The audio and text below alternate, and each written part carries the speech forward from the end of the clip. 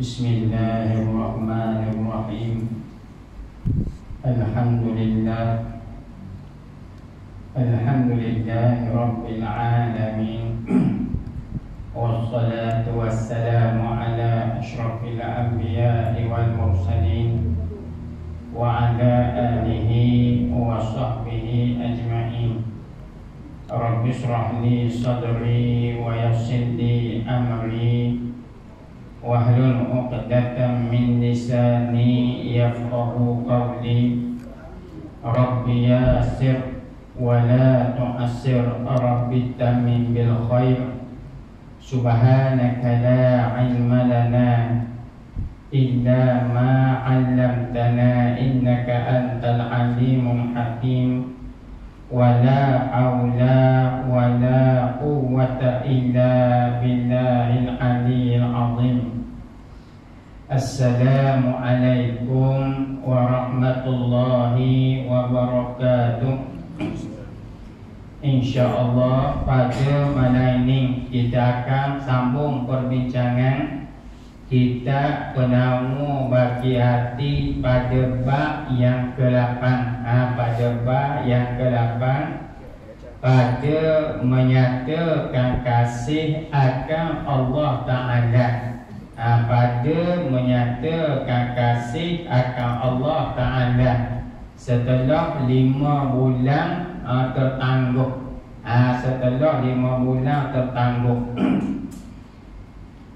ketahui olehmu bahawasanya kasih akan Allah Ta'ala itu kelakuan yang dipuji pada syarak, lagi pangkat yang tinggi yang menyampaikan kepada ma'rifatullah.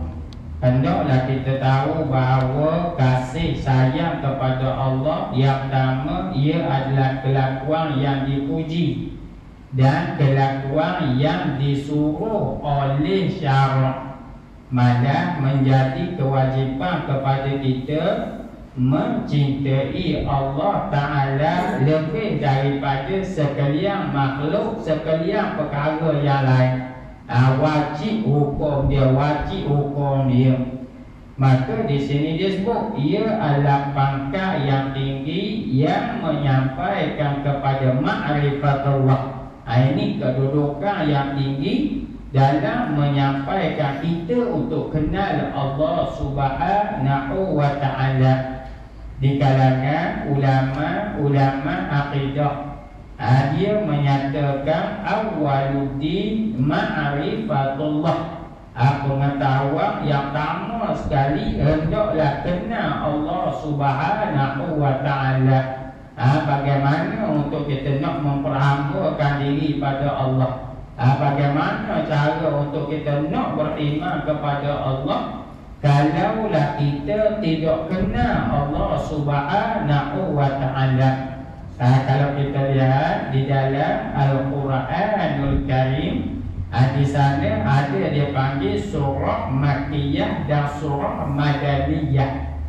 Surah Makkiyah ni apa? Surah yang diturunkan oleh Allah Ta'ala kepada Rasulullah Sallallahu Alaihi Wasallam sebelum berlakunya hijrah Nabi. Sebelum Rasulullah berhijrah ke Madinah, maka itu dikenali sebagai surah Makkiyah. Dan kalau kita tengok dalam perbincangan surah Makkiyah, dia membicarakan berkaitan dengan bab keimanan.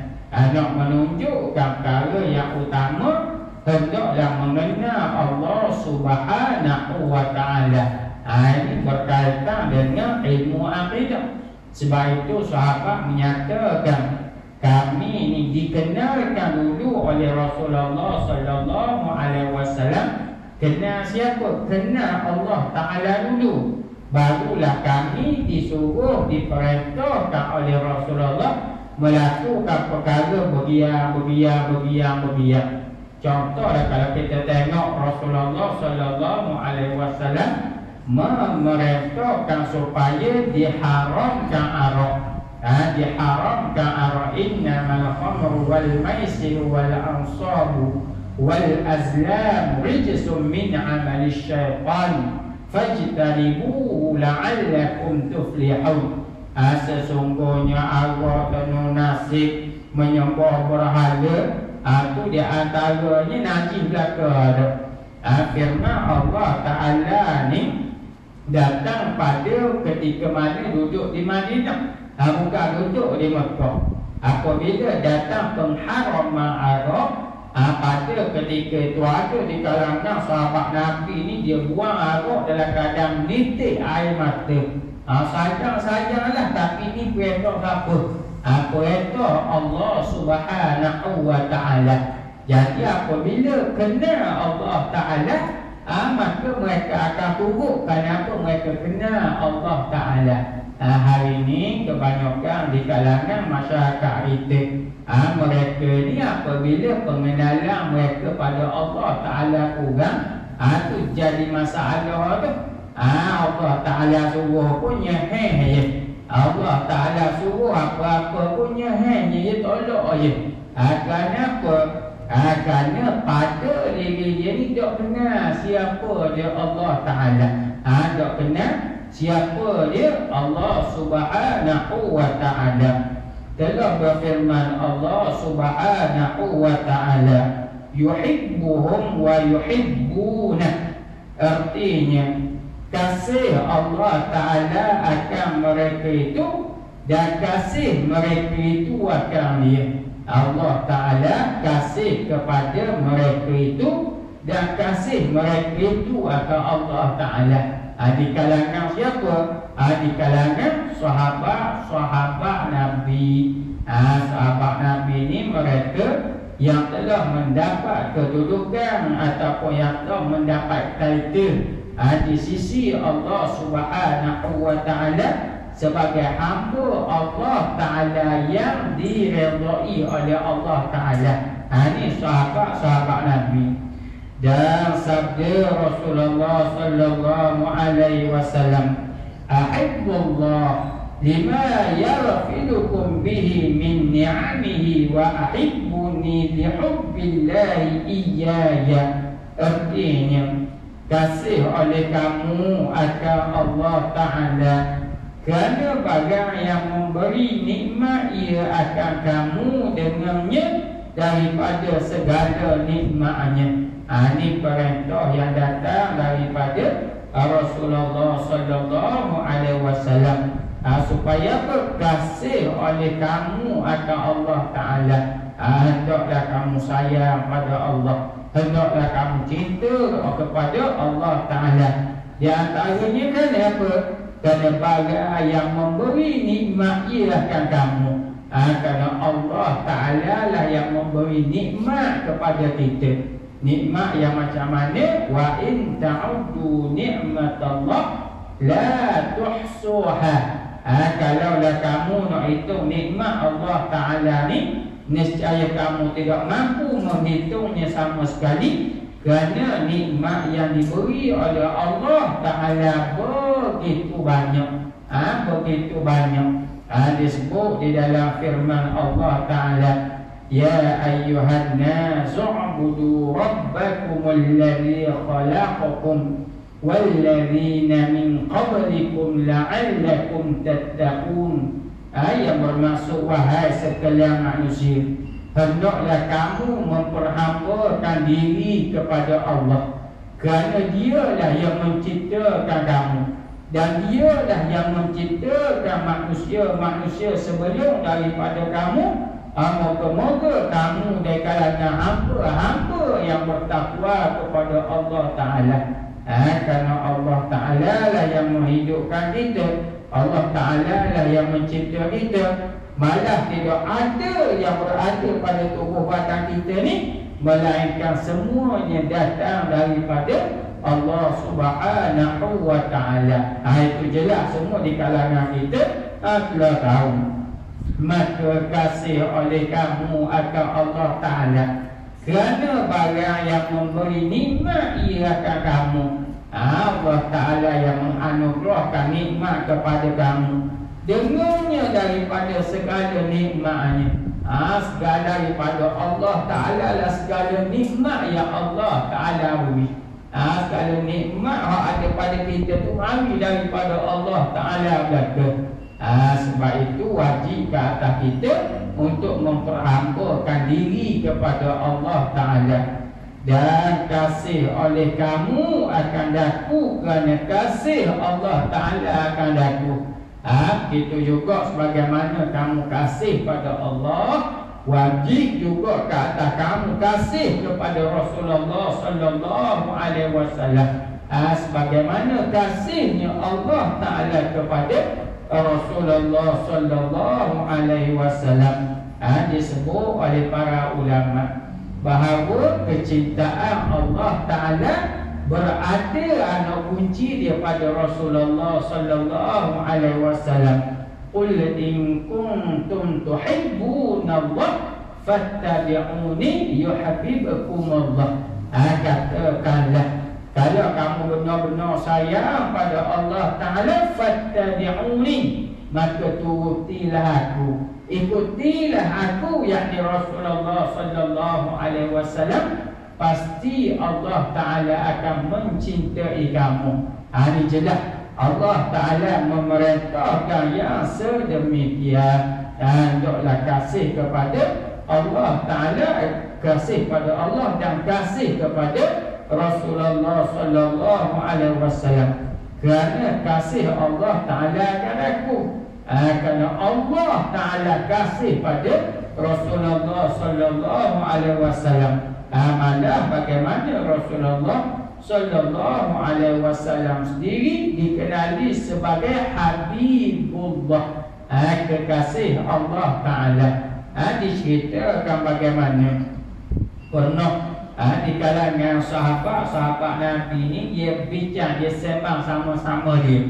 Dia kata di antara Nabi dan Rasul, siapakah orang paling mulia sekali di sisi Allah Ta'ala? Maka ada di kalangan sahabat Nabi, dia kata orang paling mulia sekali di sisi Allah, Nabi Adam lah, kerana dia diciptakan dalam keadaan tak ada umur, tak ada ayah. Maka ada pula sahabat kata Nabi Isa, kerana dia dilahirkan dalam keadaan tanpa ayah, ada umur aja. Ini pula kata Nabi Ibrahim, kerana Nabi Ibrahim dikenali sebagai Khalilullah. Maka ini pula kata Nabi Musa, kerana Nabi Musa dikenali orang yang berdialog dengan Allah Ta'ala secara langsung. Jadi apabila cakap sedemikian sahabat-sahabat Nabi ini, kebetulan Rasulullah mari dan Rasulullah dengar percakapan mereka. Lalu Rasulullah sallallahu alaihi wasallam menyatakan, apa yang kamu kata tu benar, apa yang kamu kata tu benar. Maknanya Nabi Musa bini Nabi Isa bini Nabi Adam bini, ada orang yang paling dekat sekali, orang yang paling mulia sekali, orang yang paling disayangi oleh Allah Ta'ala adalah aku, yakni Habibullah, kekasih Allah. Akulah orang yang pertama yang akan menjejakkan kaki ke dalam syurga Allah. Ketika itu tidak ada orang yang lain yang mendahului aku, dah ada. Aku akan mendahului sekalian manusia untuk menjejakkan kaki ke dalam syurga Allah Ta'ala. Maka ni kasihnya Allah pada Rasulullah, maka wajib juga ke atas kita kasih kepada Allah dan kasih pada Rasulullah lebih daripada sekalian makhluk yang lain. Dan bahawasanya kasih akan Allah Ta'ala itu lebih kurang. Maksudnya sebagaimana mengasihi Allah Ta'ala, maka begitu juga kamu punya kasih kepada Rasulullah sallallahu alaihi wasallam. Kerana firman Allah Subhanahu wa Ta'ala, walladzina amanu asyaddu hubban lillah. Dan bermula mereka yang beriman, mereka itu lebih bersangatan kasih akan Allah Ta'ala. Bagi orang yang beriman, kasih dia kepada Allah Ta'ala bersangatan melebihi daripada sekalian makhluk yang lain. Imam Ghazali dia menyatakan, Di antara tanda kehambaan kita kepada Allah Subhanahu wa ta'ala. Tanda kita ni benar-benar jadi hamba kepada Allah, kasih kepada Allah Ta'ala. Yang pertama, kita terima segala perintah yang datang daripada Allah Ta'ala. Ya ayyuhallazina amanu dukhulu fi silmi kafah. Wahai orang yang beriman, hendaklah kamu bersama dengan agama Allah Ta'ala secara menyeluruh. Maknanya daripada siapa ke Z kena turut apa yang diperintahkan oleh Allah Ta'ala.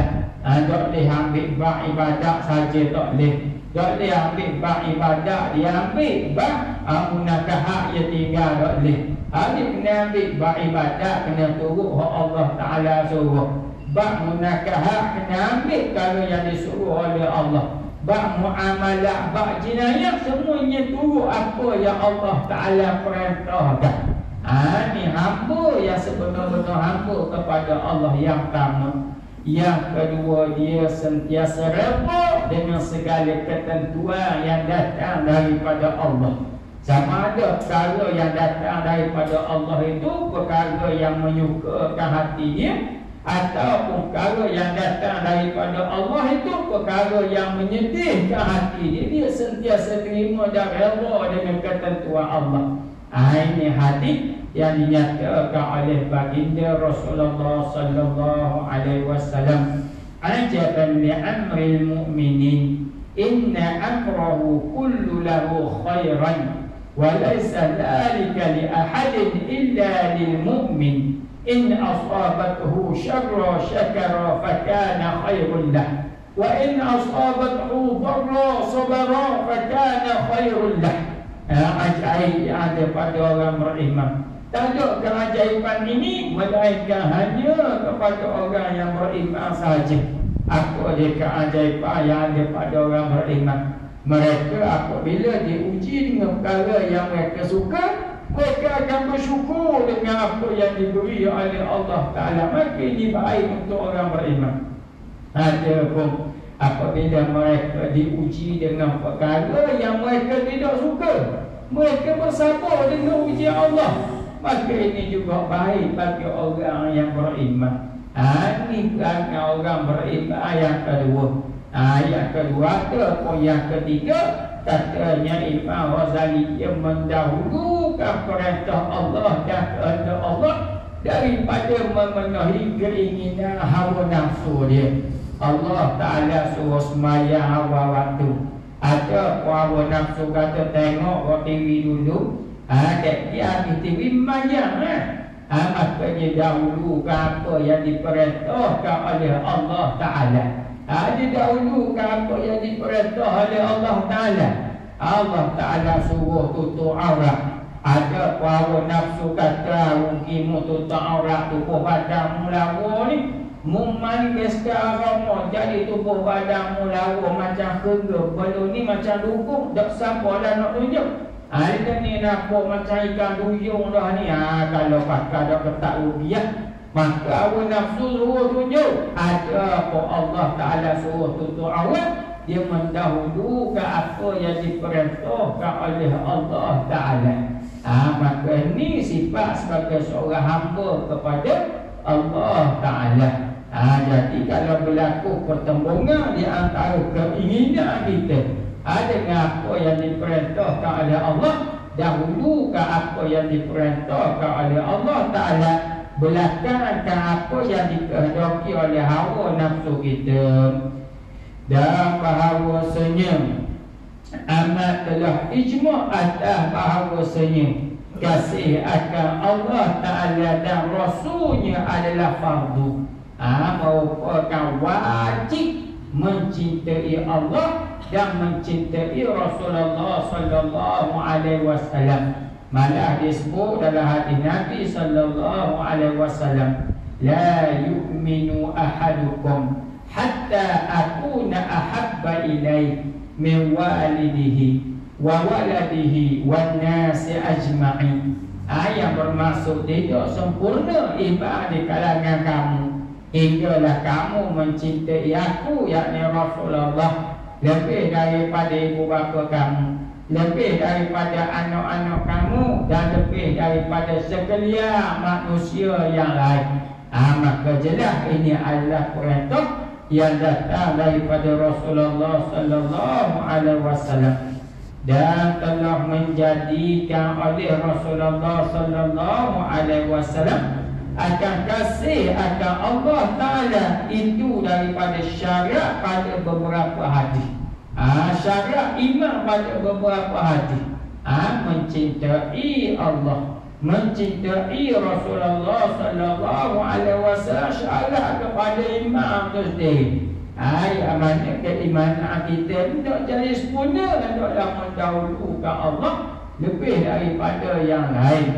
Lebih daripada yang lain. Bersemua Abu Razim Al-Aqil, ya Rasulullah, aku iman. Bersabda ia bahawa adalah Allah Ta'ala dan Rasulnya lebih dikasihi kepada engkau daripada barang yang lain daripada keduanya. Ditanya kepada Rasulullah sallallahu alaihi wasallam, wahai Rasulullah, apa itu iman? Iman tu apa juga ya Rasulullah? Maka bersabda Rasulullah sallallahu alaihi wasallam bahawa adalah Allah Ta'ala dan Rasulnya lebih dikasihi kepada engkau. Maknanya engkau kasih kepada Allah dan kasih kepada Rasulullah daripada barang yang lain daripada keduanya. Maka wajib kata kamu kasih pada Allah, kasih pada Rasulullah lebih daripada perkara-perkara yang lain. Maka apabila berlaku tembungan di antara isteri kita dengan perintah Allah Ta'ala, dahulukan perintah Allah. Contohnya kita nak bangun sembahyang subuh. Nak bangun sembahyang subuh, kita tidaklah bangun lewat dah. Tiba-tiba nak bangun sembahyang subuh pagi Jumaat ni mulai ada tarik di bini. Dia kata, abang nak pergi mana, abang mari buat semua, kita ni peluk ke belakang. Apabila kita nak bangun sembahyang subuh, maknanya hak subuh tu hak Allah. Ada apa hak belakang ni isteri kita. Pada ketika tu berlaku pertembungan, wajib dahulukan hak Allah Ta'ala. Jangan siang pula ke isteri sejuk seorang kembang. Bincang lalulah. Mendahulukan kehendak isteri hingga membelakangkan perintah Allah, jadi bincang lalu.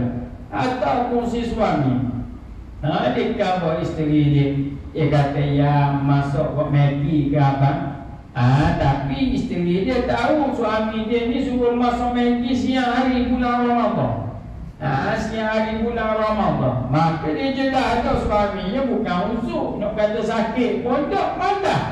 Pada ketika tu dahulu perintah Allah, dah boleh buat masuk untuk suami dalam keadaan yang tidak uzur tu nak buka siang hari. Jadi maknanya dahulukan Allah lebih daripada yang lain. Tapi nak dahulukan Allah lebih daripada yang lain, wajib kena belajar juga dah dulu. Kena tahu apa dia perintah Allah, apa dia larangan Allah Ta'ala, supaya kita boleh buat apa yang disuruh, tinggal apa yang dilarang. Dan datang oleh Badawi kepada Nabi sallallahu alaihi wasallam, orang Badui datang kepada Rasulullah, maka bersembah ia. Dia kata Rasulullah, hai Rasulullah, bilakah hari kiamat? Orang agak Badui ni dia pergi ke Rasulullah, dia tanya lalu, ya Rasulullah, bila hari kiamat? Orang Badui ni memang kadang-kadang kalau kita tengok penampilannya kasar ni, kadang-kadang kasar dia tidak tergambar dalam fikiran kita. Contohlah kita sebut satu kisah yang berlaku kepada seorang ketua di kalangan orang Badui, yang bernama Aqra' bin Habis. Aqra' bin Habis dinafur Rasulullah ni, dia pegang Hasan, dia pegang Husain, dia peluknya, ciumnya, ngomong. Dia ngomong cucu dia ni. Rasulullah katanya, Aqra' bin Habis, ya Rasulullah, aku ada 10 orang anak. Tak pernah kuat gini ya Rasulullah. Mana ada 10 orang yang tak pernah cium anak sendiri. Yang jadi 10 ni yang cium mak. Yang cium mak ni anak ni tak pernah cium, dia kata. Katanya Rasulullah, man la yarham la yurham. Siapa-siapa yang tidak kasih pada hamba-hamba Allah, Allah kalau tak kasih pada dia.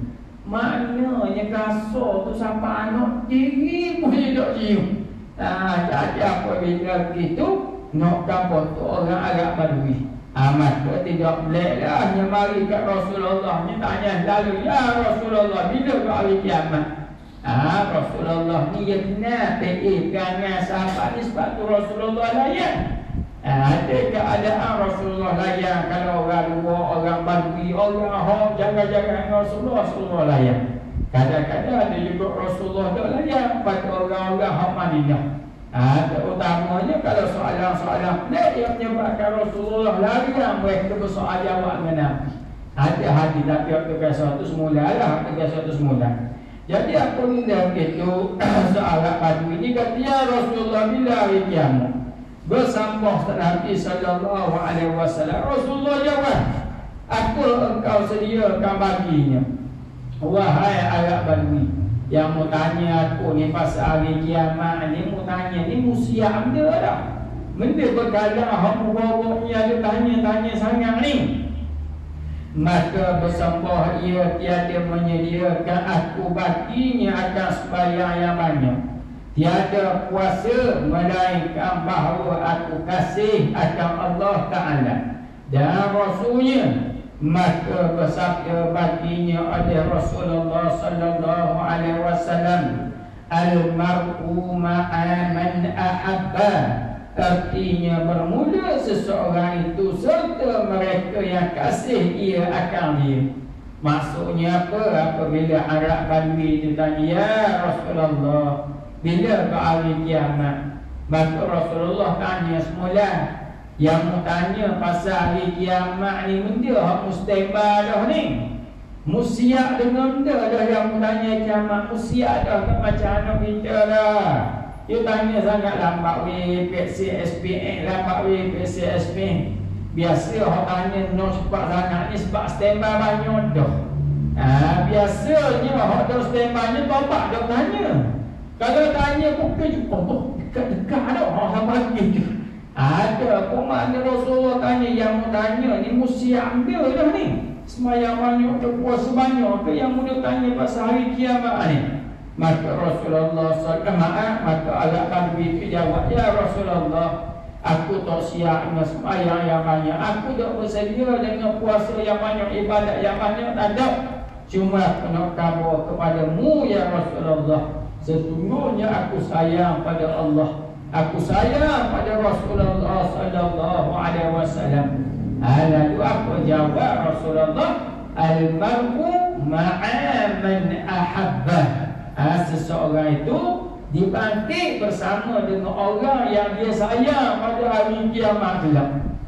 Sebab itu kita kena jagalah, kita kena beringatlah, supaya kita kena jadikan Rasulullah, kena jadikan orang-orang soleh, kena jadikan para alim ulama sebagai orang yang kita kasih, orang yang kita sayang.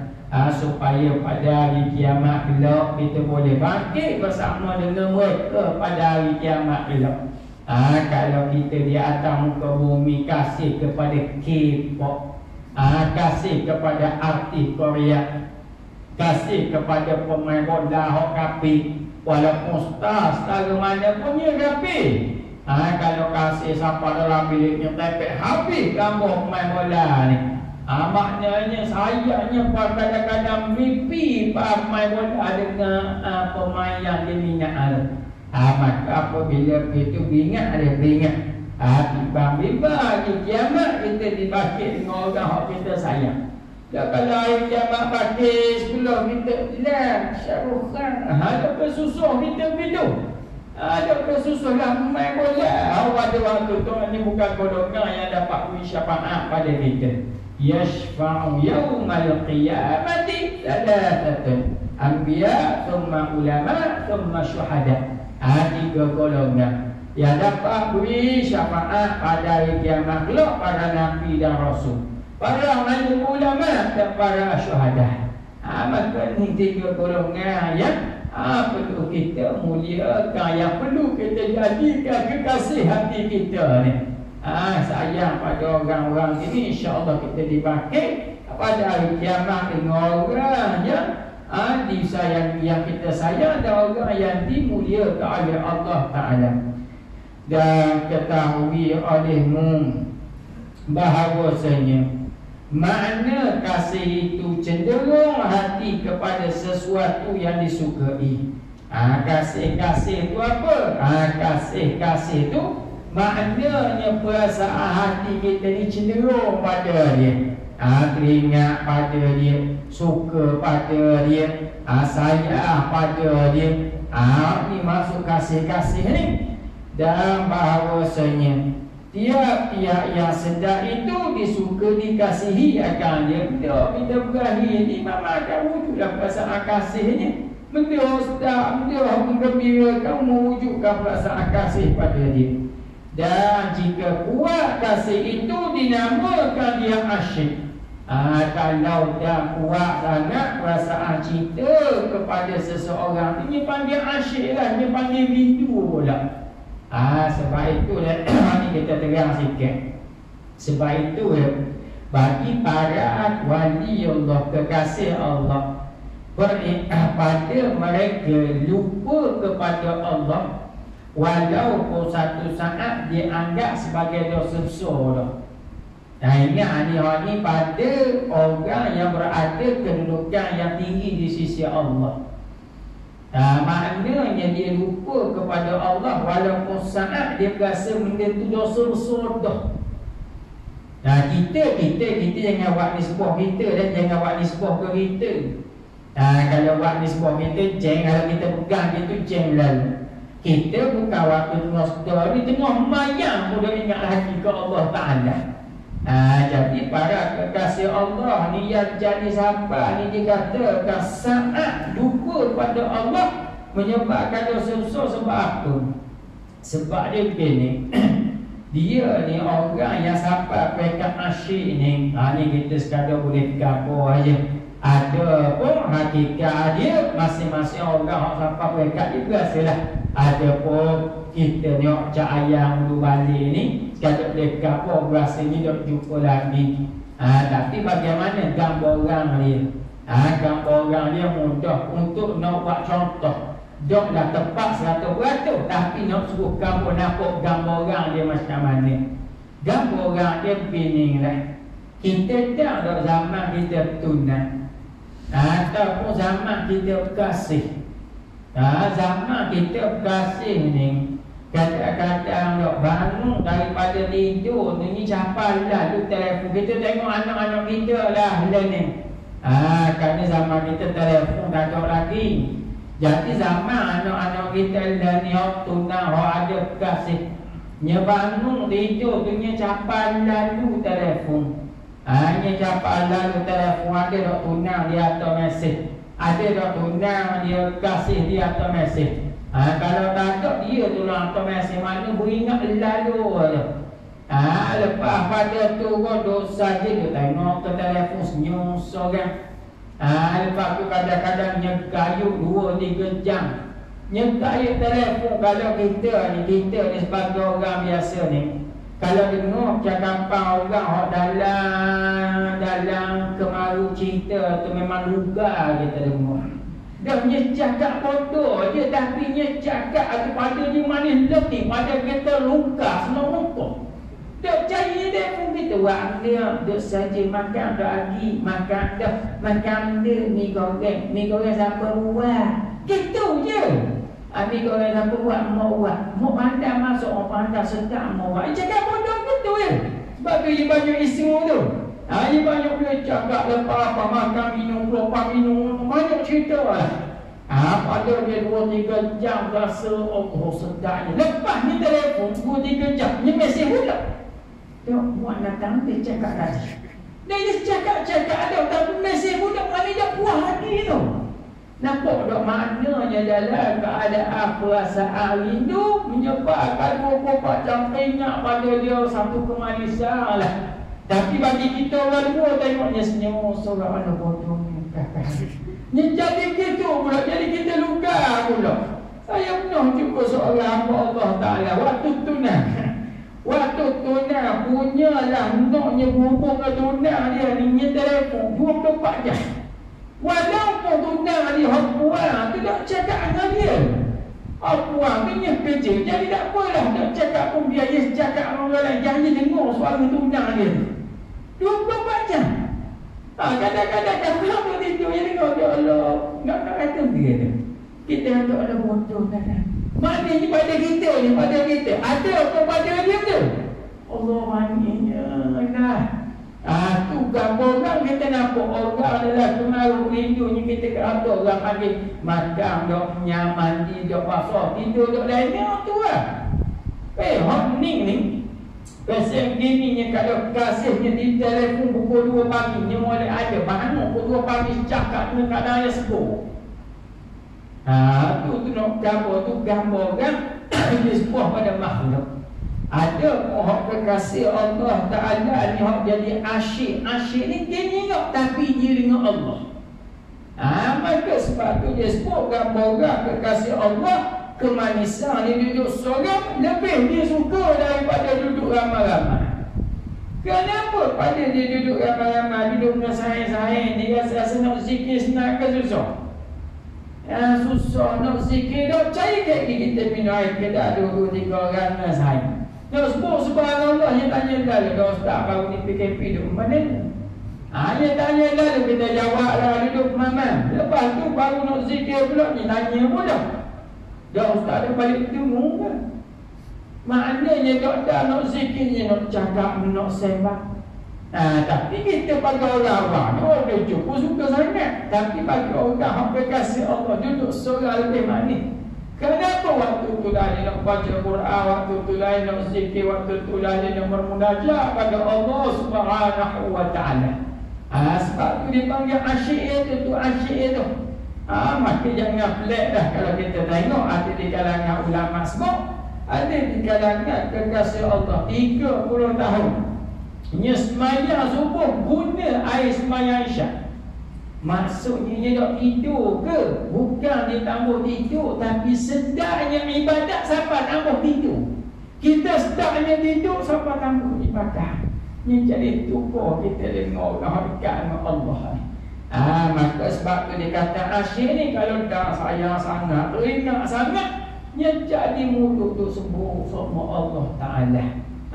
Seorang waktu tu lah dia bermunajat, dia berkhulwat dengan Allah Ta'ala. Jadi asyik ni kita boleh gambar je lah. Ada gambar orang daripada orang yang alami dia tahulah. Pada orang yang alami dia tahulah. Contoh kalau Imam Nawawi dia cerita dalam kitab At-Tibyan. Bagaimana ada di kalangan kekasih Allah ni sehari-harinya boleh khatam 8 kali baca Quran. Bukan 8 kali baca Quran, 8 kali khatam Quran. Ni bilangan hak paling banyak lah. Ada riwayat kata hak biasa di kalangan ulama, ada di kalangan mereka ni sehari sekali khatam Quran. Sayyidina Uthman bin Affan radhiyallahu anhu sembahyang sunat 2 rakaat khatam 30 juzuk. Maknanya 30 juzuk rakaat pertama, 15 juzuk rakaat kedua. Tu Sayyidina Uthman tu kata, aku imaya subuh pagi Jumaat atau kena tu imam memang baca panjang lah surah Sejadah dan surah Al-Insan. Tapi biasanya tu imam laju. Allah kena baca lambat sikit. Allah nak kata imam tabak aku dah apa ni. Nampak mana 30 ayat baru tu 30 tu kita sereda dah. Ada orang yang dekat Allah sehari 2-3 kali khatam Quran. Sebab tu kita tak boleh buat sama antara mereka dengan kita. Kita manis juga manis dengan telefon. Kalau telefon jangan. Sejam tu kau sekejap aja. Tu dia. Maka ni nak kata ni orang kalau dah dekat sangat, dah jumpa dah kemanisan ni jadi asyik ingat pada Allah. Asyik dia rindu pada Allah Ta'ala. Dan ketahui olehmu, insyaAllah kita sambung mulalah. Untuk perjumpaan pertama ni kita kena berhenti waktu dia dulu. InsyaAllah akan datang kita laju sikit lagi. Kerana lama dah 5 bulan lebih dah kuliah. 5 bulan lebih dah kuliah, insyaAllah kita akan sambung lagi selepas daripada ni. Wallahu a'lam. Wallahu ta'ala a'la wa a'lam. Wa billahi taufiq wal hidayah. Assalamualaikum warahmatullahi wabarakatuh. Maaf dia kalau nak terganggu sikit pegang telefon ni. Tadi kita buat online sikit untuk kuliah muslimat malam dalam ni di Kuala